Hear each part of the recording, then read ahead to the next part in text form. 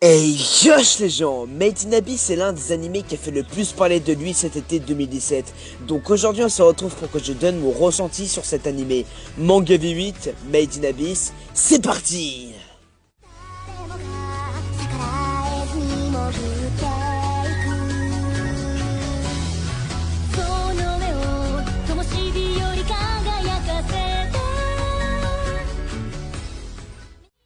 Made in Abyss. Made in Abyss est un manga qui est écrit et dessiné par Akihito Tsukushi. Il est publié en ligne depuis octobre 2012 dans le webcomics Gamma de l'éditeur Takeshobo. Le 5e Tankoban est sorti en décembre 2016. Une adaptation en animé par le studio Kinema Citrus est diffusée du 7 avril 2017 au 29 septembre 2017. Et c'est de cette adaptation en animé qu'on va parler aujourd'hui. L'animé est catégorisé comme un seinen et ses genres sont action, aventure, drame et psychologie. L'Abysse, un lieu intrigant et nimbé de mystère, un trou béant, un des seuls lieux que l'humain n'a pas encore exploré dans notre monde.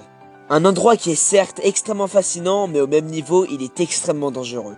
On va suivre Riko, une jeune orpheline qui a grandi dans une petite ville située au bord du gouffre, l'Abysse, tout en rêvant de devenir exploratrice comme sa mère. Un jour, alors qu'elle explore le premier niveau de l'Abysse, elle rencontre un étrange robot qui ressemble à s'y méprendre à un être humain. Et grâce à ce robot, elle va enfin recevoir le courage et la motivation pour aller enfin explorer l'Abysse et devenir une exploratrice comme sa mère.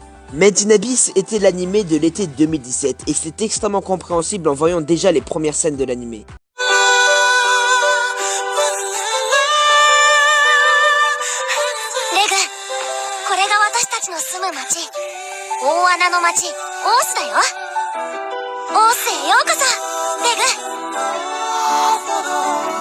Made in Abyss nous promet un univers détaillé, riche et époustouflant avec des personnages attachants et un scénario au même niveau. Et l'animé nous donne exactement ça, les mystères autour de l'Abysse sont juste extrêmement prenants et peuvent te rendre dingue. Mais malheureusement ça dure que les 3-4 premiers épisodes. Après ça l'animé devient ennuyant, chiant et extrêmement lassant. L'animé a essayé de rajouter des petites scènes gore en mode ah regardez nous aussi on peut être trop dark et rajouter du sang même si l'animé on dirait un animé qui est dessiné pour les enfants. Et ils l'ont bien fait mais ça devait marcher avec un effet de surprise et l'effet de surprise était comme une feuille pendant l'hiver, inexistant. On peut dire que j'ai bien aimé le début de l'histoire de Made in Abyss mais dans la continuité de l'animé j'ai trouvé ça extrêmement lassant et malheureusement j'ai plus réussi à prendre du plaisir devant l'animé.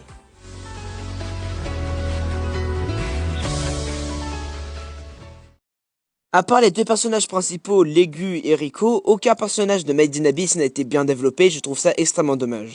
Ils ont certes essayé de nous introduire de nouveaux personnages dans la suite de l'animé, mais malheureusement je les ai trouvés eux aussi extrêmement inintéressants avec des flashbacks qui servaient clairement à rien. Bon, j'avoue que je critique quand même un tout petit peu trop parce que ces personnages ont réussi quand même à nous ramener une nouvelle vision sur l'univers de Made in Abyss. Mais comme je l'ai dit, il y a aussi un point positif aux personnages de Made in Abyss, Legu et Riko. Pour moi, Legu est une sorte de représentation de l'Abysse et Riko est l'humain qui veut l'explorer. Legu renferme en lui énormément de mystères et de secrets, et c'est extrêmement beau de voir ça dans un personnage.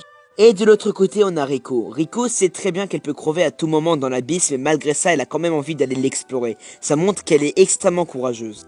Donc comme je l'ai dit, c'est extrêmement dommage qu'ils n'ont pas développé les personnages secondaires, parce que ça aurait pu donner vraiment quelque chose de extrêmement bien pour la suite de l'anime.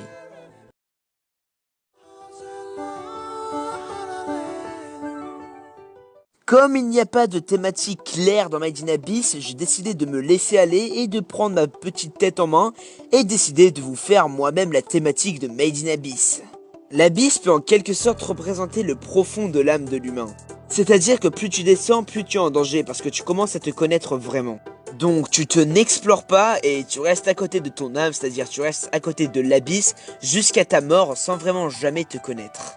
Je sais que c'est extrêmement farfelu, mais trouver une thématique principale à un animé qui a que 12 épisodes, c'est pas vraiment facile. Donc je vous propose à vous aussi dans les commentaires de participer et à me dire votre petite idée sur la thématique principale et des thématiques en général de Made in Abyss.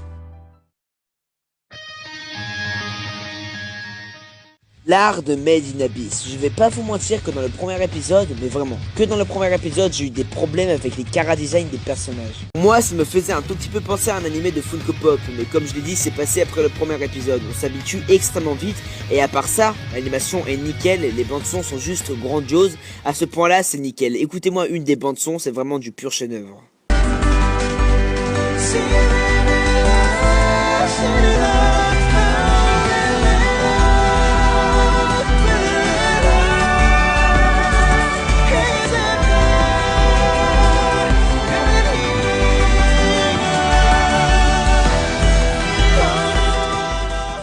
Avant de commencer Made in Abyss, la plupart des personnes qui l'ont vu m'ont dit « Ouais, va le voir, c'est le meilleur animé de 2017 et ça va être un des meilleurs animés de tous les temps, tu vas voir, c'est du pur chef-d'œuvre. » Et je l'ai vu et je l'ai trouvé bien, sans plus.